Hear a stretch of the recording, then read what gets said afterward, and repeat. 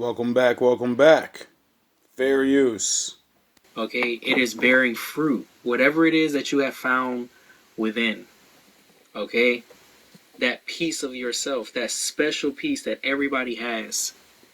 Okay, but somebody's here. It's like benefiting others. Could even be making other people money. It's definitely making this hermit energy money. This hermit can be a Virgo. Okay, you got the Ace of Wands here. It's like somebody's. Wow, wait a minute. It might be somebody's. Like, this is somebody's job in a way. Like, hold on. It's like, first of all, the hermit, I've already said, is very wise. I've never looked at the hermit as a guide as I do right now. Usually the hermit is alone. You know, it's something they're doing for themselves. They're guiding themselves. But this hermit is destined to be a guide for others. This hermit, I mean, you can't really see it as black and white, but this hermit is holding a staff. Okay? And it's the same staff that's here, the wand. Okay? They're holding the same thing. This is what they're supposed to be doing. They're somebody that walks you through like the underworld to get to the other side. Like, who is that? Is that Osiris? Excuse me if I don't know exactly. I used to really be in Egypt.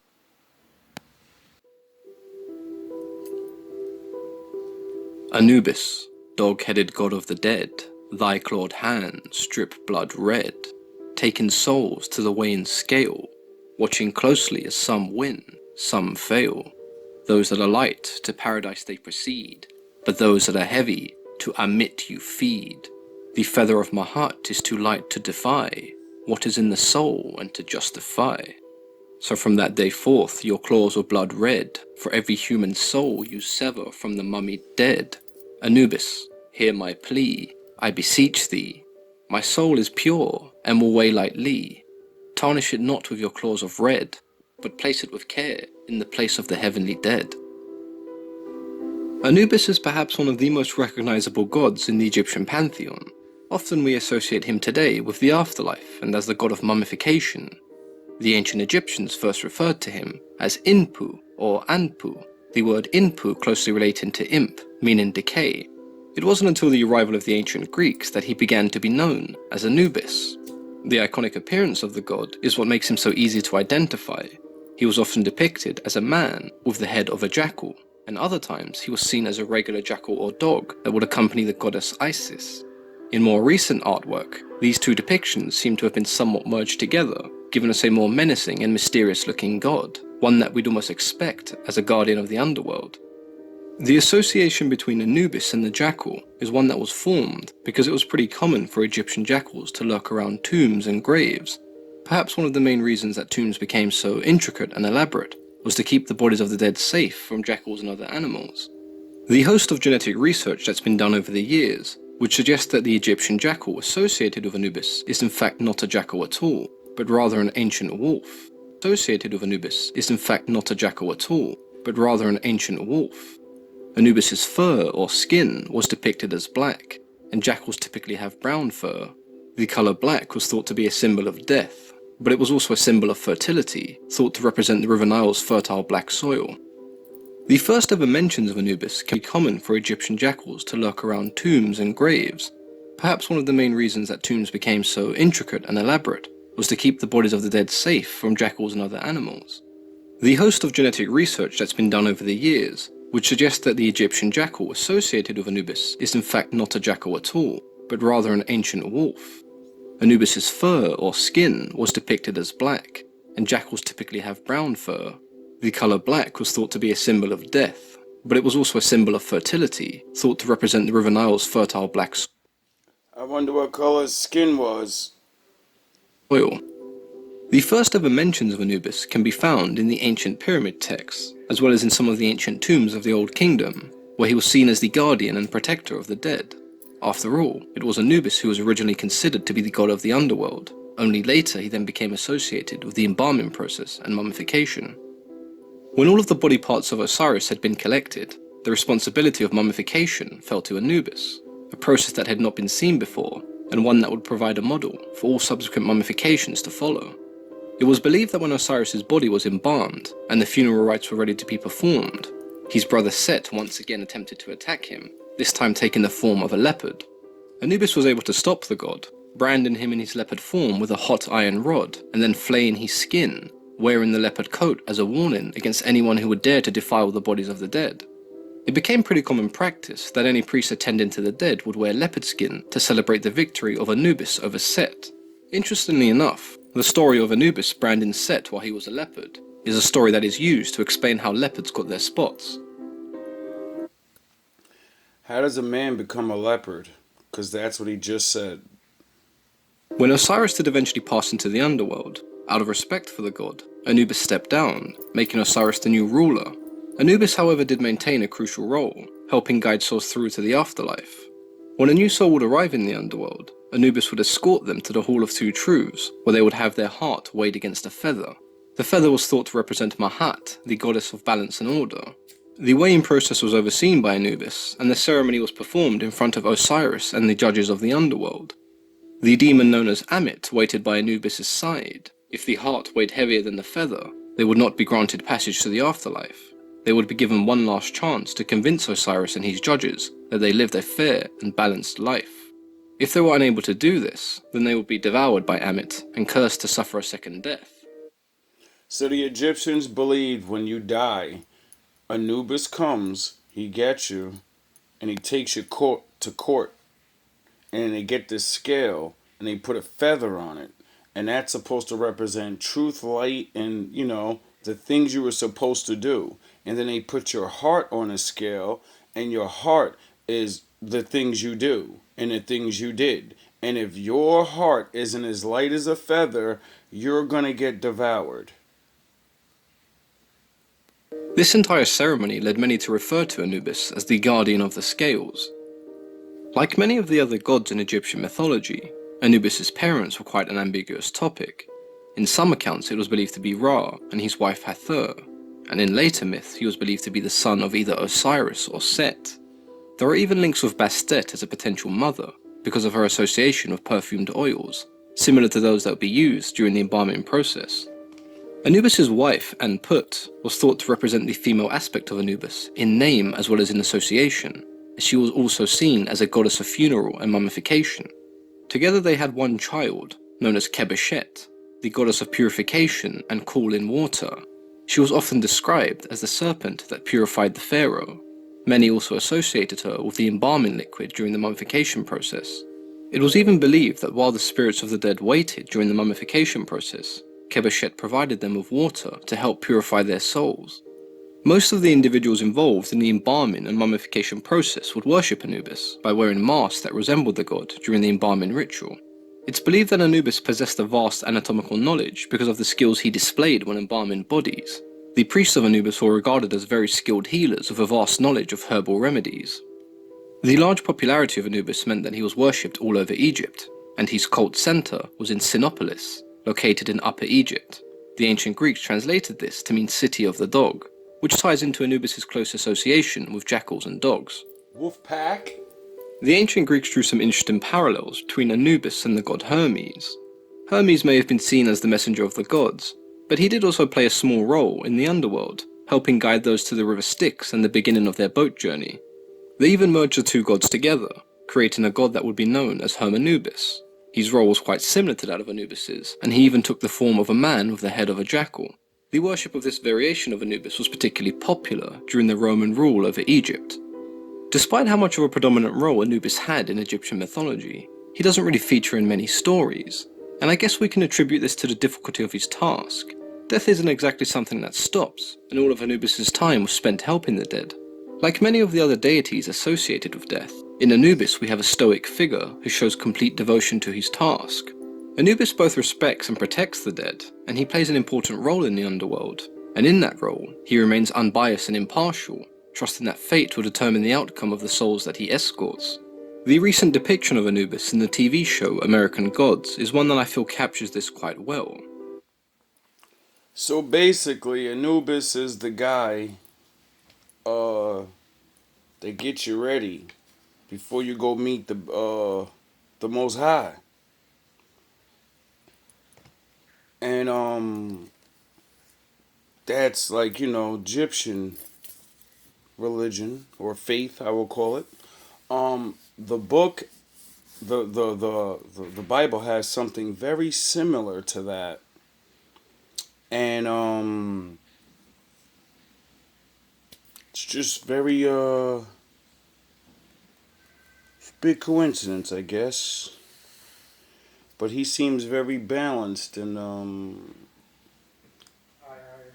his ways of preparing the dead for their journey. And it's funny because when I read in the Bible, the Lord calls everyone that doesn't know him dead because they can't see the truth. And with the right, book and people to show you the truth, then they'll, it says there's wool pulled over people's eyes. So when someone pulls the wool from your eyes, then you'll be able to see. And then once you see, you can live again. That Anubis stuff sounds real familiar to something I was putting in my videos. And then I find this, so I'm gonna let it, maybe you'll see the similarities, maybe not. The Grey Jedi are a group of Force users who chose to distance themselves from the Jedi Order due to their conflicting beliefs in how the Force should be used. In order for us to understand why they chose to do this, we first have to understand the Force and those who harness its power. In the Star Wars universe, when we think of the Force, we think of the Jedi and the Sith, the light and the dark side. There are two distinct sides who have conflicting views on how the Force should be used. The Jedi Order is structured much like a religion, with clear beliefs and rules on how the Force should be used that are strictly adhered to. They focus on self-discipline, selflessness, and inner peace as their path to the Force. Wouldn't you consider that like, the good guys? And the Force, my father calls it will. Your will. They consider themselves to be the guardians of peace within the galaxy. On the other side, of course, you have the Sith.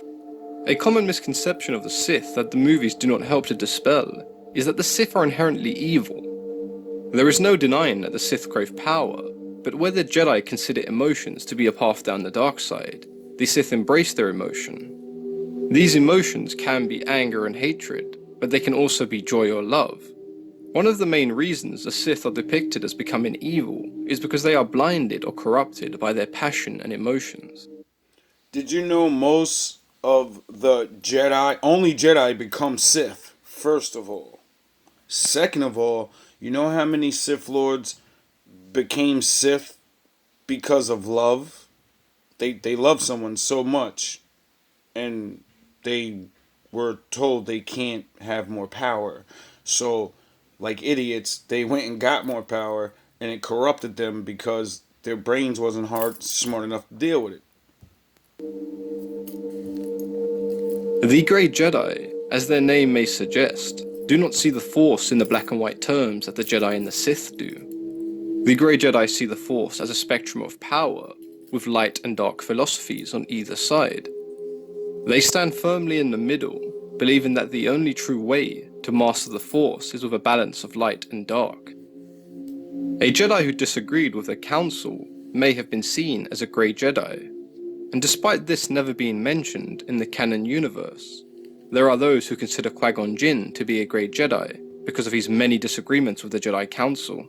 We do see Obi-Wan mention that if his master would just follow the code, then he would already be on the Council. Mentally, he was a Grey Jedi, but he wasn't. Alluding to the possibility that Jinn did not follow the Jedi Code as closely as others. It was Jinn's independence from the Council, as well as his former master Dooku joining the dark side, that made them wary of Jinn, possibly suspecting him of being a Grey Jedi. One could argue that a line of great Jedi were indirectly created through the teachings of Qui-Gon Jinn. Even after his death, the series of Padawans that followed in his footsteps, including Obi-Wan Kenobi, Anakin and Luke Skywalker, all had severe disagreements with the Jedi Code and were often seen as maverick Jedis, Oh, really? potentially even grey Jedis. If we take a look at Ahsoka Tano from Star Wars Rebels and the Clone Wars, she does fit into this line of potential grey Jedi left behind by Qui-Gon Jinn. She was Padawan to Anakin Skywalker for a short period, and displayed behaviour that we've come to expect from a grey Jedi, routinely disobeying the orders of the Council. Much like her master at the time, she was very aggressive and eager for battle, willing to use means that the Jedi Council would not approve of to get what she wanted. In this case, the term Grey Jedi does not necessarily refer to a Jedi who embraces the dark side, but one who doesn't fully comply with the teachings of the Jedi Order, such as not being able to have a family, or study and learn the dark side of the Force.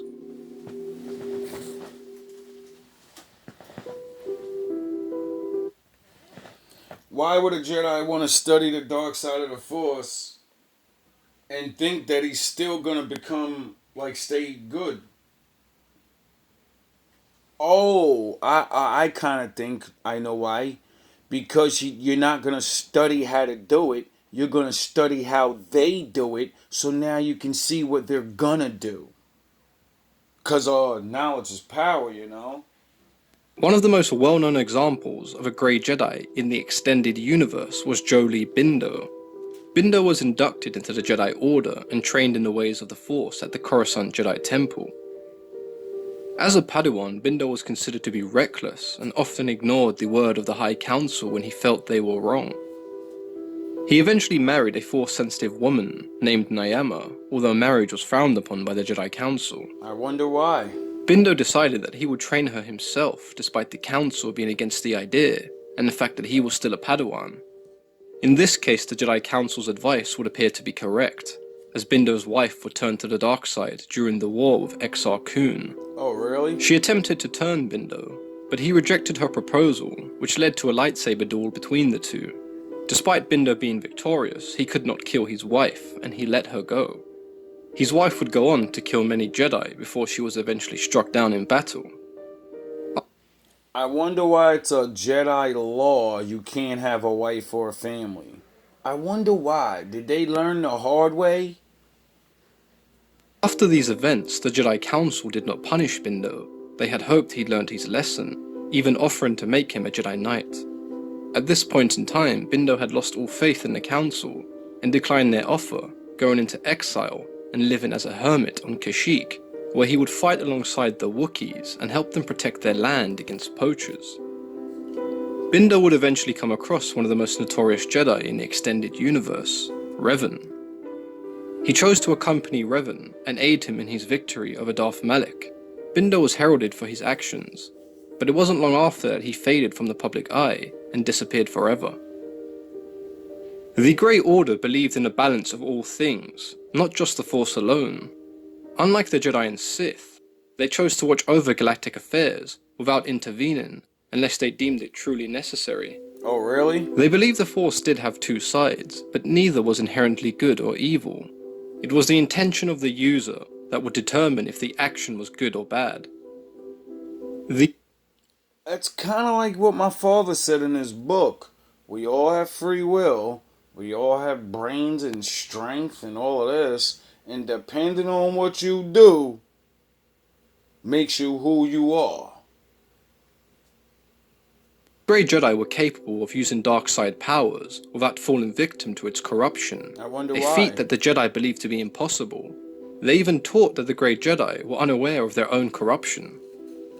The definition of a Grey Jedi may confuse some, as though So there were Grey Jedi that can use these Sith Lord powers but not become Sith Lords. I wonder how they figured that out. I wonder how. the years it has changed. It could refer to a Jedi who chooses not to associate themselves with the Jedi Order or the Sith. In some cases, it refers to someone who disagrees with some of the teachings of the Jedi Order, and in others, it refers to those who have left the Order completely. The Star Wars movie universe has always been black or white, with a Exactly. But there's always the gray. clear struggle between good and evil, but could we be seeing a shade of grey in The Last Jedi? I wonder why. I wonder. Oh yeah, the Grey Jedi's code is they stand with the Force. And in this reality, that would be I stand with the Lord in what He said. I don't care what none of you Jedi lightsaber. I'm good, and I don't care what none of you Sith Lords say. You act up too much, and we're coming. But it's a little different in reality. See, the Grey Jedi, it's a cartoon. It's a makeup. They get to run around and fight and stuff. No, that's not what the Lord said. The Lord said, we gotta wait on somebody, and we're supposed to just be easy and teach people the law and let them, choose themselves, and then somebody's supposed to come. Everybody keeps calling him Jesus, but I don't know. When I read this book of Enoch, it kind of says something else, cause Jesus is the Son of God, right? Everybody, that's his title. Everybody always knows that's his title. Well, there's another title, and this guy seems to be able to do things that your boy can't. So In the 46th chapter of the Book of Enoch, a spirit is seen in heaven amongst the angels. Enoch describes this being as having a head as white as wool, and a countenance like that of a man. hey, Danai. And there I saw the one to whom belongs time before time, and his head was white like wool. With him was another being whose countenance had the appearance of a man, and his face was full of graciousness, like one of the holy angels. I asked the angel who went with me concerning that Son of Man, and who he was, and whence he was, and why he went with the one to whom belongs the time before time. He answered and said to me, This is the Son of Man, who has righteousness, with whom dwells righteousness, and who reveals all the treasures of that which is hidden, because the Lord of the spirits has chosen him, and whose lot has the preeminence before the Lord of the spirits in uprightness forever. This Son of Man, whom you have seen, shall raise up the kings and the mighty from their seats, and the strong from their thrones, and shall loosen the reins of the strong, and break the teeth of the sinners. 1 Enoch 46, 1-4. And at that hour, that Son of Man was named in the presence of the Lord of spirits, and his name before the one to whom belongs the time before time. Oh, so nobody knows this guy's name. Oh, okay. Yes, before the sun and the signs were created, before the stars of heaven were made, his name was named before the Lord of the spirits. He shall be a staff to the righteousness, whereon to stay themselves and not fall, and he shall be the light of the Gentiles, and to the hope of those who are troubled of heart, all who dwell. You know the Gentiles is everyone that's not Israel, right? So this guy, Son of Man, the name of the guy none of yous know, and even me. He saves you. He's your hope. On the earth shall fall down and worship before him, and will praise and bless and celebrate with song the Lord of the spirits. For this reason he has been chosen and hidden before him, before the creation of the world and forevermore. The wisdom of the Lord Oh, he's hidden, so nobody. Oh, okay. of the spirits has revealed him to the holy and righteous, for he has preserved the lot of the righteous, because they have hated and despised this world of unrighteousness, and have hated all its him to the holy and righteous, for he has preserved the lot of the righteous, of those who are troubled of heart. All who dwell on the earth shall fall down and worship before him, and will praise and bless and celebrate with song the Lord of the spirits. For this reason he has been chosen and hidden before him, before the creation of the world and forevermore. The wisdom of the Lord of the spirits has revealed him to the holy and righteous, for he has preserved the lot of the righteous, because they have hated and despised this world of unrighteousness, and have hated all its works and ways in the name of the Lord of the spirits. Yes. For in his name they are saved, and according to his good pleasure has it been in regard to their life. In these days downcast in countenance shall the kings of the earth have become, and the strong who possess the land because of their works of their hands. For on the day of their anguish and affliction they shall not be able to save themselves, and I will give them over into the hands of my elect. As straw in the fire, so shall they burn before the face of the holy. As lead Oh, that doesn't sound too good. in the water shall they sink before the face of the righteous, and no trace of them shall any more be found. And on give them over into the hands of my elect. As straw in the fire, so shall they burn before the face of the holy. As lead in the water shall they sink before the affliction, they shall not be able to save themselves, and I will give them over into the hands of my elect. As straw in the fire, so shall they burn before the face of. So the Most High is gonna send this Son of Man that nobody knows his name, and he's gonna get the elect, and the Lord's gonna let the elect have his way with you. Oh, I didn't know that. Holy. As lead in the water shall they sink before the face of the righteous, and no trace of them shall any more be found. And on the day of their affliction there shall be rest on the